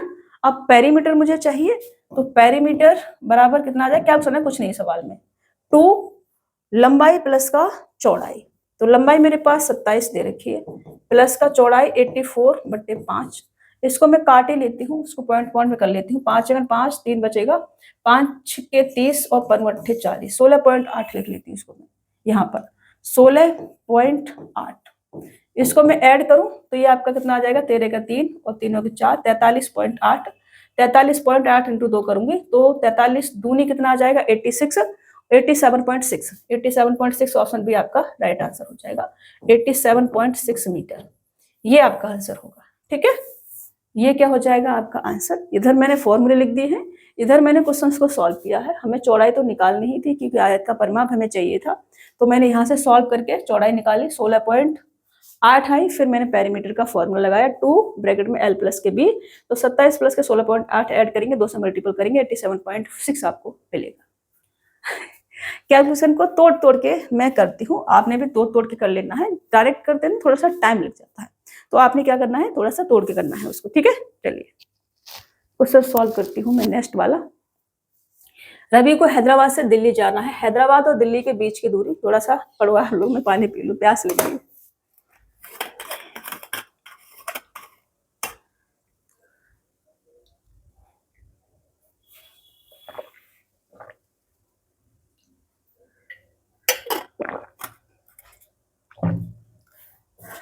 देखो, रवि को हैदराबाद से दिल्ली जाना है। हैदराबाद दिल्ली के बीच की दूरी 1200 किलोमीटर है। वो 25% दूरी पैदल, 30% दूरी बस से, मैं अंडरलाइन करते चलती हूँ। रवि को हैदराबाद से दिल्ली जाना है। हैदराबाद दिल्ली के बीच की दूरी 1200 किलोमीटर है। 25% दूरी पैदल तय करता है, 30% बस से, 15% ट्रेन से और शेष दूरी वो हवाई जहाज से तय करता है। रवि द्वारा हवाई जहाज से तय की गई दूरी क्या है। देखो ये क्वेश्चन बोल रहा है कि मुझ में पेन मत चलाना। ये जो 1200 किलोमीटर टोटल डिस्टेंस है, अपने आप में 100% होगी। कितनी होगी? 100%। चल कितनी लिया इसने? 25%, 15% कितना हो जाएगा? 40%, और ये 30%, 70% चल रही है, तो 30% बचेगी। तो 1200 का 30%, 12 36, 360 होगा। ऑप्शन बी आपका राइट आंसर आ जाएगा। समझ रहे हो? जो आपको डिस्टेंस दे रखी है 1200 किलोमीटर की, ये अपने आप में 100% है, ठीक है। अब इस 100% में से 25% इसने एक चल लिया, और 30% इसने एक चल लिया, और 15% इसने एक चल लिया, तो बचा कितना होगा? बचा होगा 30%, ठीक है, जो कि इसने हवाई जहाज से चला है। ये कितना आ गया आपका? 40 और 30, 70% हो गया, तो 30% बचेगा, जो कि किससे चला है भाई साहब ने? हवाई जहाज से, ठीक है। हवाई जहाज भी लिख दिया, देखो मैंने। ऐसा कोई लिखता है क्या? तो इसका जो 30% होगा वो कितना आ जाएगा? 360। ये आपका क्या होगा? आंसर। बस इतनी सी बात थी। आगे बढ़ते हैं। 3 सेंटीमीटर त्रिज्या वाले एक ठोस धातु के गोले को पिघलाया जाता है और उसे 4 मिमी मोटाई के तार में खींचा जाता है। तार की लंबाई मीटर में क्या है, ये हमसे कहा जा रहा है, ठीक है। तो पहले आप ये लिख लो, 1000 mm, ठीक है, मतलब कि मिमी is equal to 100 centimetre is equal to 1 metre आपका होता है, ठीक है। ये लाइन आपने इसको सच में जरूरी है आपको बतानी हो, इसलिए मैंने पहले लिख दिया। अब एक ठोस धातु का गोला है, उसको पिघलाया जाता है और एक तार बनाया जाता है, मतलब कि बेलन बनाया जाता है। तो गोले का वॉल्यूम इज इक्वल टू बेलन का वॉल्यूम होगा। गोले का वॉल्यूम क्या होता है? 4/3। गोले का वॉल्यूम यहाँ पे लिख देती हूँ, ठीक है। इसमें क्या लगेगा? गोले का आयतन इज इक्वल टू तार का आयतन। तार या फिर बेलन बनता है, तार बोले तो बेलन, ठीक है, बेलन का आयतन। ये वाला फॉर्मूला इसमें लगेगा, ठीक है ना, ये वाला फॉर्मूला इसमें लगेगा। अब गोले का आयतन क्या होगा हमारा? 4/3 इंटू का पाई इंटू का आर क्यूब। अब आर है मेरे पास सेंटीमीटर में, इसे एमएम में लेके जाओ, क्योंकि उधर एमएम में दे रखा है, तो एमएम में तोड़ेंगे इसको, तो ये 30 mm आ जाएगा, ठीक है। बाद में मीटर में चेंज कर देंगे, नो प्रॉब्लम, बट अभी इसमें रखना है। तो 30 इंटू का 30 इज इक्वल टू बेलन का आयतन पाई आर स्क्वायर एच। अब देखो 4 मीटर मोटाई है उसकी, तो रेडियस कितनी आ जाएगी? 2 mm, मीटर नहीं mm है, 2 mm आ जाएगी, ठीक है। मोटाई का मतलब होता है जैसे कि ये है, तो ये पूरा मतलब व्यास हो गया 4 मीटर उसका, समझ रहे हो? ऐसे जैसे मैं तार को बना दूं, ये मैंने एक तार बना दिया, तो ये उसकी क्या हो गई? पूरी ये मोटाई हो गई, मतलब ये इसका व्यास, इसकी मोटाई हो जाती है। मतलब ये जो डिस्टेंस है पूरी 4 है, तो रेडियस मान लो ये वाली होगी, तो ये 2 mm आ जाएगी। समझ रहे हैं? अभी समझ में आ रहा है पूरा अच्छे से?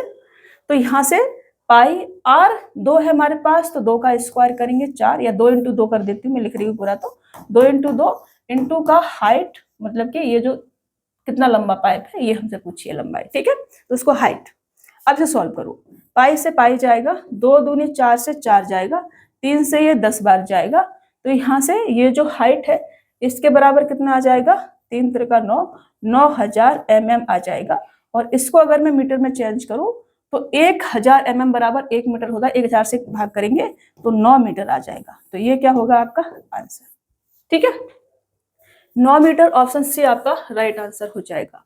मैंने इसलिए इसको यहाँ पहले ही लिख दिया था। कोई कंफ्यूजन नहीं होना चाहिए आपको, कंफ्यूजन हो रहा है तो पूछ लेने का, ठीक है। सारी चीजें मैंने आपको समझा रखी है। एक गोले का पृष्ठीय क्षेत्रफल 61,600 वर्ग सेंटीमीटर है, गोले का आयतन घन मीटर में ज्ञात कीजिए। एक गोले का पृष्ठीय क्षेत्रफल 61,600 है और गोले का आयतन हमसे पूछा है। तो ये है हमारे पास एक गोला, इसका टीएसए और सीएसए दोनों बराबर होता है। टीएसए मतलब कि टोटल सरफेस एरिया, और सीएसए कर्व सरफेस एरिया, दोनों बराबर होता है 4 पाई आर स्क्वायर, ठीक है। वॉल्यूम अभी मैंने कराया है क्वेश्चन सॉल्व, तो वॉल्यूम कितना होता है? वॉल्यूम होता है 4/3 पाई आर क्यूब, ओके। हमें क्वेश्चन को सॉल्व करो, ये इसका सेंटर पॉइंट, तो ये इसकी रेडियस, ठीक है। अब देखो मेरे से पृष्ठीय क्षेत्रफल दे रखा है, मतलब कि 4 पाई की वैल्यू 22/7 यूज करनी है, तो 22/7 4 pi R square is equal to कितना है? 61,600 ये है। यहाँ से सॉल्व करूँ तो 11 दूनी 22, 11 पन्ना 55 और 11 छिक्के 66, 0 0 आ जाएगा। फिर क्या कर सकते हैं, 4 दूनी 8, 7 56, ये 700 आ जाएगा। फिर आर स्क्वायर बराबर 7 7 4900, ये आ जाएगा। ठीक है ना, 7 बच जाएगा तो। और ये क्या है, ये है 70 का स्क्वायर। यहाँ से क्या करेंगे, स्क्वायर से स्क्वायर उड़ाएंगे तो आर बराबर कितना आ जाएगा, केवल 70 आ जाएगा। ठीक है, कितना आ जाएगा, 70 आ जाएगा। अब रेडियस हमारे पास अगर 70 है तो वॉल्यूम मेरे से पूछा है कि वॉल्यूम क्या होगा, तो वॉल्यूम कितना होगा, वॉल्यूम होगा 4/3 इंटू का पाई मतलब कि 22/7 इंटू का आर क्यूब मतलब कि 70 इंटू का 70 इंटू का 70। बट घन मीटर में पूछा है, ये क्या है, सेंटीमीटर में है, मुझे घन मीटर में जाना है। तो 100 से मुझे क्या करना पड़ेगा, भाग करना पड़ेगा इसको। 100 सेंटीमीटर इक्वल टू 1 मीटर होता है, तो मुझे ये भी यहाँ पर करना पड़ेगा। ठीक है, अब इसे हम सॉल्व करें तो यहाँ से 1 2 3 जीरो से यहाँ 3 जीरो काट सकते हैं हम, 1 2 3 जीरो काट सकते हैं। ठीक है, फिर इस बार 7 से इसको काट सकते हैं, अब नहीं काट सकते हैं। अब 3 संख्याओं के बाद पॉइंट पर लगेगा और बटे में 3 भी आएगा। 3 संख्या के बाद पॉइंट और बटे में 3 एक ही में दे रखा है, तो ऑप्शन ए आपका राइट आंसर होगा। ऐसे भी आप जा सकते हैं क्योंकि 3 से कुछ कट नहीं रहा है और 3 जीरो नीचे बचे हैं, तो 3 संख्या के बाद पॉइंट आएगा और बटे में 3 भी आएगा। तो देखो बिना कैलकुलेशन से भी बच सकते हैं आप। थोड़ा सा दिमाग अगर लगाएंगे तो सारी चीजें आपके लिए इजी हो जाएंगी। तो दिमाग भी अपना एकदम से क्या करना है, खुला रखना है। ये क्या होगा, आपका आंसर होगा। एकदम से दिमाग को खुला रखना है। ठीक है, यहीं पर रखना है। जब आप क्वेश्चन सॉल्व करते हैं तो दिमाग आपका पूरा का पूरा क्वेश्चंस के पास ही होना चाहिए। एक घन के प्रत्येक किनारे की लंबाई 2.6 सेंटीमीटर है, घन का कुल पृष्ठीय क्षेत्रफल कितना है, ये हमसे कहा जा रहा है। एक घन के प्रत्येक किनारे की लंबाई मतलब साइड में ए मान लूं तो ए बराबर कितना है, 2.6 है। तो घन का कुल पृष्ठीय क्षेत्रफल मतलब कि टीएसए की बात करें तो वो होता है 6a²। ठीक है, तो ये कितना आ जाएगा, 6 और 2.6 का स्क्वायर करेंगे, इसका स्क्वायर करें तो 26 का स्क्वायर 676 होता है। डायरेक्ट लिख देती हूँ मैं, एक संख्या पॉइंट है, स्क्वायर करेंगे 2 संख्या का पॉइंट आ जाएगा। इसको सॉल्व करेंगे तो 6 36 कैरी लेंगे 3, 6 7 42 और 3 45 कैरी लेंगे 4, 6 36 और ये आपका 40.56, ये आपका आंसर हो जाएगा। 40.56 ऑप्शन बी आपका राइट आंसर हो जाएगा। घन के बारे में सारे फॉर्मूले आपको याद होनी चाहिए, इतने टुल्लू टुल्लू बातें मेरे से मत पूछा करो आप। ठीक है, चलो यदि 6/² माइनस का 13 प्लस का 6 इज इक्वल टू 0 है तो समीकरण के दोनों मूलों का गुणनफल क्या होगा, मूलों का गुणनफल क्या होगा। तो एक बनाती हूं मैं, सबसे पहले बेसिक समझाना पड़ेगा। तो अगर हमें इक्वेशन दे रखी है ax² प्लस का bx प्लस का c इज इक्वल टू 0, हमको ये दे रखा है। ठीक है, इसको प्लस का c इज इक्वल टू 0 दे रखा है। तो मूलों का योग और मूलों का गुणनफल, मूलों का योग इज इक्वल टू क्या होता है, माइनस के b अपॉन का a, और मूलों का गुणनफल क्या होता है, मूलों का गुणनफल, मूलों का गुणनफल, मूलों का गुणनफल ही हमसे पूछा है ना। हाँ ठीक है ना, मूलों का गुणनफल होता है आपका c/a। ठीक है ना, ये तो यहाँ पर c क्या होगा, ये वाला होगा c। ठीक है, ये c होगा, ये a होगा और ये आपका b होगा। ठीक है, तो मेरे को मूलों का गुणनफल इधर यही से कर देते हैं सॉल्व, लाइन बनाने की आवश्यकता नहीं है। तो ये कितना आ जाएगा, c मेरे पास 6 है, c/a लेना है, a लिखना है भाई, c/a मेरे को लेना है। तो 6 बट्टे यहाँ भी कितना है 6 इज इक्वल टू 1 आ जाएगा और ये आपका आंसर होगा। ठीक है, अब देखो पेन चलाने की आवश्यकता नहीं थी, लेकिन आपको ये इसमें पता होता तब, पता नहीं है तो आपने पेन भी चलाना है, दिमाग भी चलाना है। निम्नलिखित तालिका 5 वर्षों में विभिन्न पदों पर एक कंपनी के व्यय को प्रस्तुत करती है। 2017 में कंपनी का कुल व्यय, 2021 में उसके कुल व्यय का कितना % है, लगभग में मेरे से पूछा है। ठीक है, अभी देखो क्वेश्चंस को सॉल्व करेंगे। 2017 में कंपनी का कुल व्यय, कंपनी का कुल व्यय लाख रुपए में दर्शाया है। वेतन इतना दिया है, परिवहन इतना है, कर इतना है, विज्ञापन इतना है, प्रस्ताव और प्रचार पर इतना खर्चा किया गया है। 2017 और 2021 का पूछा है हमसे कि 2021 में जो व्यय हुआ है उसका 2017 में जो व्यय हुआ है वो कितना % है। तो सबसे पहले इसको मैं ऐड करूंगी, यहाँ टोटल निकालूंगी। तो 4 और 3 7 और 3 10 और 1 11, 11 का मतलब 1 आ जाएगा, कैरी लेंगे 1 आ जाएगा। 5 और 6 और 10 और 18, 18 और 9 27, 27 और 6 33, 33 का 3 आ जाएगा, कैरी लूंगी 3 आ जाएगा, 3 और 1 4, 4 और 3 कितना आ जाएगा 7, 731 इधर टोटल आ जाएगा। ठीक है, इधर करूं मैं तो इधर आपका 5 और 1 6 और 2 8 और 9 और 2 11, 11 का 1 आ जाएगा, कैरी लूंगी 1 आ जाएगा, 7 और 1 8, 8 और 3 11 और 12, 12 और 5 17, 17 का 7 आ जाएगा, कैरी लूंगी 1 आ जाएगा, फिर 1 और 1 2 3 4 और ये 10, 1071 इधर आ जाएगा। ठीक है, अब 1071 का ये कितना परसेंट बनेगा ये मुझे देखना है। 1071 का ये कितना परसेंट बनेगा, मतलब मेरे से जो पूछा है वो ये है, इसको सही से लिखती हूँ। 1071 सबसे पहले सही से लिखती हूँ। ठीक है, मेरे से पूछा है ये जो 731 है ये कितना परसेंट है किसका, 1071 का। ठीक है, अब देखो ये 731 है, इसका अगर मैं इसका 70% निकालूं, इसका अगर मैं 70% निकालूं, 70% इसका मैं निकालूं तो ये पॉइंट 0 से 0 कटेगा, 7 का मल्टीपल करो, 7 एकन 7, 7 7 49 और फिर 7 एकन 7। ठीक है ना, इसका मल्टीपल करूं तो फिर 7 एकन 7 और ये आपका कितना आ रहा है 749.7 आ रहा है। 749.7 से कम है, इसका मतलब 70% से कम आएगा, 70% से थोड़ा सा कम आएगा ओनली, क्योंकि ये 749 है और 731 है तो 68% बनेगा। जब संख्या डायरेक्ट नहीं कट रही हो तो आपने ऐसे कर लेना है। ठीक है, 68%, क्योंकि लगभग में हमसे पूछा है ना, लगभग में बोल दिया मतलब पूरा कटेगा नहीं, वो पूरा कटेगा नहीं तो आपने ऐसे कर लेना है कि उसके लगभग तक चले जाना है। मैंने कहा कि ये मेरे को लग रहा था कि 70% के आसपास जाएगा, लेकिन वो क्लियर नहीं हो पाता, तो फिर मैंने इसका 70% ही निकाल के देख लिया। जब मैंने इसका 70% निकाला तो मेरे को 749.7 प्राप्त हुआ।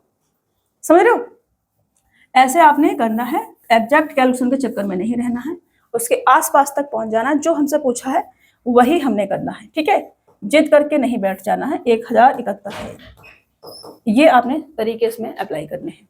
अभी आगे बढ़ेंगे और नेक्स्ट क्वेश्चन लेंगे। नीचे दिए गए आंकड़ों के समुच्चय में माध्यिका और बहुलक का अंतर हमसे पूछा है। तो बहुलक जो संख्या सबसे ज्यादा बार आई होती है वो बहुलक होता है, मोड होता है। ठीक है, तो सबसे ज्यादा बार कौन सी संख्या आई है, मोड की अगर मैं बात करूँ, मैंने करा रखा है आपको, तो वो आ जाएगा आपका 31 के अलावा मुझे कोई संख्या नहीं दिख रही है जो रिपीट हुई है, तो 31 आपका मोड आ जाएगा। ठीक है, अब माध्यिका की बात करूं, मतलब कि जो आपका मीडियन है, मीडियन की अगर मैं बात करूं तो मीडियन आपके कितनी आ जाएगी। अब देखो नंबर संख्याएं कितनी है, अगर ऑड है तो मिडिल वाला टर्म मीडियन होगा, अगर इवन है तो मिडिल के 2 पद का एवरेज मीडियन होगा। तो 1 2 3 4 5 6। ठीक है, 1 2 मैं करती हूँ, 1 2 3 4 5 6 7 8 9 10 11 12 13 14 15 16 17, 17 टोटल हमारे पास टर्म है। ठीक है, 17 टर्म है टोटल हमारे पास, 17 टर्म है, तो 8 इधर जाएंगे और 8 इधर जाएंगे और 9 वाला जो टर्म होगा, नहीं 17 है ना, हाँ 8 दूनी 16, हाँ ठीक है, 9 वाला जो टर्म होगा नवा, वो हमारा मीडियन होगा। ठीक है ना, 17 है तो 9 वाला होगा। अब 9 वाला निकाल लो, सबसे छोटे से शुरू करना है, तो एक रेड से ही करूंगी। ठीक है, रेड से ही करूंगी, तो सबसे छोटे से शुरू करेंगे हम, इसको ऐसे बना देती हूँ, 1 2 3 4 5, 8 के बाद ये है 5 6, 6 के बाद 7, 7 के बाद आपका 8 और 8 के बाद 9, 9 वाला ये आएगा 14। ठीक है ना, तो 14 ये आपका नवा पद होगा, तो 14 आपकी क्या आ जाएगी, मीडियन आ जाएगी। अब इन दोनों का डिफरेंस मेरे से पूछा है, तो डिफरेंस कितने आ जाएगा, 31 में से 14 जाएंगे तो आपका 11 और 6 कितना होगा, 17, 17 दोनों का डिफरेंस आ जाएगा और ये आपका आंसर होगा 17। पता होगा ये मीडियन वगैरह, फिर ये आपने दिया है तो इतना आपके पास सोचने समझने की क्षमता होगी कि मीडियन क्या होता है, मोड क्या होता है। नहीं पता है तो मैंने बिल्कुल बेसिक से करा रखा है। ठीक है, ये चैप्टर आप जाएंगे सिलेबस में देखेंगे और फिर अपनी चीजों को क्लियर करेंगे। मीडियन होता है अगर नंबर ऑफ टर्म्स हमारे पास ऑड है तो मिडिल वाला टर्म हमारी मीडियन होता है। जैसे कि इसमें 17 थे टोटल टर्म, तो मिडिल वाला टर्म 9 आएगा, 9 हमारी मीडियन होगा। नंबर ऑफ टर्म अगर इवन है तो मिडिल के 2 टर्म्स का एवरेज हमारी मीडियन होता है। ठीक है, चलिए, सुनीता ने खेल की शुरुआत में वहां मौजूद कंचों में से 3/5 जीते, रवि ने शेष कंचों में से 2/3 जीते, जबकि सनी ने शेष 60 कंचे जीते। सुनीता ने कितने कंचे जीते हैं। अब देखो कंचों की संख्या अगर मैं x मान लूं तो सुनीता ने कंचे कितने जीते होंगे, x का, सुनीता ने खेल की शुरुआत में वहां मौजूद कंचों में से 3/5 जीते हैं। जब सुनीता ने 3/5 वहां पर जीत लिए हैं तो बचा कितना टोटल नंबर ऑफ पंचे मैंने x मान लिए। 3/5 अगर इसने जीत लिए हैं तो बचा होगा यहाँ पर 2/5। ठीक है, ये शेष बचा होगा। अब इस शेष कंचों में से 2/3 रवि ने जीत लिया है तो 1/3 बचा होगा। अब ठीक है, अब कितना बचा होगा, 1/3 बचा होगा। और अब जो बचा है शेष कंचों की संख्या कितनी है, 60 है हमारे पास यहाँ पे। तो x बराबर कितना आ जाएगा, 2 से काटोगे 30 और 15 तिया 45, 450 आ जाएगा। और सुनीता ने कितना जीता है, सुनीता ने जीता है मौजूद कंचों का 3/5। तो सुनीता जीतेगी 450 का 3/5 बस।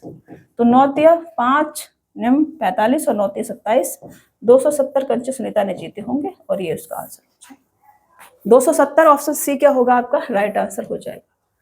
शरीर है ना एकदम वीक होने लग गया सच में, अब खड़ा नहीं हुआ जा रहा, लेकिन नंबर ऑफ क्वेश्चंस 7 बचे हुए हैं, छोड़ नहीं सकते हैं। संख्याओं 0.82, 0.802, 0.85, 0.085 में से सबसे बड़ी संख्या और इसमें से सबसे छोटी संख्या का गुणनफल हमसे पूछा है, क्वेश्चन प्रैक्टिस में करेंगे। मैं सबसे बड़ी और सबसे छोटी संख्या बता देती हूँ। सबसे बड़ी संख्या इसमें ये वाली होगी और सबसे छोटी संख्या जो हमसे पूछी गई इसमें ये वाली होगी। ठीक है, इन दोनों का गुणनफल अगर मैं करूँ तो 5 15 और 8 24 और 1 25, मतलब कि 0 4 संख्याओं पॉइंट लगेगा, ये आपका आंसर आ जाएगा। ठीक है, गलत कर दी, 25 आएगा ना, 8 24 बी आएगा, बी। ठीक है ना, ये वाला 5 15 और 8 24 और 1 25, तो ये वाला आंसर होगा 25 पॉइंट, ये वाला 0.0255। ठीक है, मैंने कर दिया। इन दोनों का मल्टीपल हमसे करवाया था, इन दोनों का मल्टीपल 0.0255। आगे बढ़े, आसान था बहुत ज्यादा। निम्नलिखित में कौन सी संख्या 30 से विभाज्य है, प्रैक्टिस में करेंगे। ऐसे लल्लू वेस्ट क्वेश्चंस हमसे नहीं करवाएंगे बिल्कुल भी। ठीक है, इतना परेशान मत किया करो आप हमको। नेक्स्ट है, वह न्यूनतम संख्या कौन सी है जो 72, 108 और 300 से विभाज्य है। न्यूनतम घन संख्या, घन। अब देखो पेन चलाने की आवश्यकता नहीं, घन ढूंढना है आपने। ये घन है क्या किसी का, नहीं। ये घन है क्या किसी का, 200 किसी का घन नहीं है। घन है मतलब 3 जीरो लास्ट में आएगा, ये केवल घन है। ये भी घन है लेकिन ये डिवाइड नहीं होगा 300 से, ये डिवाइड होगा 300 से। 300 से डिवाइड होना चाहिए ना, ये कंडीशन है। तो 300 से डिवाइड होगा, घन भी चाहिए, तो ऑप्शन बी आपका राइट आंसर होगा। दो संख्याओं का योगफल 17 है जबकि उनके वर्गों का योगफल 157 है। उन दोनों संख्याओं के घनों का योगफल क्या होगा, ये हमसे कहा जा रहा है। प्रैक्टिस में करोगे, वैसे दिमाग भी लगा सकते हो। देखो a प्लस बी बराबर, अगर मेरे पास 17 है और a स्क्वायर प्लस का b स्क्वायर बराबर मेरे पास 157 है, तो छोटी छोटी संख्याएं रख सकते हो। a को 11 मान सकते हो, इसको 6 मान सकते हो, करके देख लो। 11 का स्क्वायर करोगे 121, 6 का करोगे 6 36, तो ये 7 और 5 और 1 157 आ रहा है।